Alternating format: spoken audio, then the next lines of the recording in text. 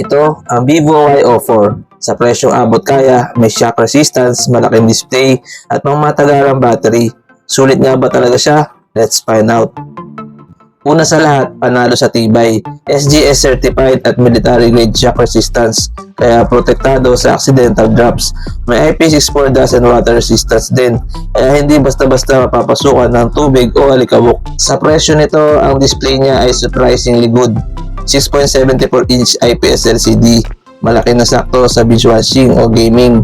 720 by 1600 pixel resolution, 90Hz refresh rate para sa smoother scrolling, at may 517 nits high brightness mode, malinaw kahit sa outdoor use. Under the hood, may Unisoc T7225 12nm chipset, may Mali G52 MP1 GPU with Android 14 with Pantas OS 14, updated software experience. May 4GB of RAM plus 4GB extended RAM, kaya total of 8GB of RAM na. Storage options naman ay 64GB, 128GB, or 256GB internal storage. Expandable pa via microSD. May 13MP main camera, good enough for daily shots.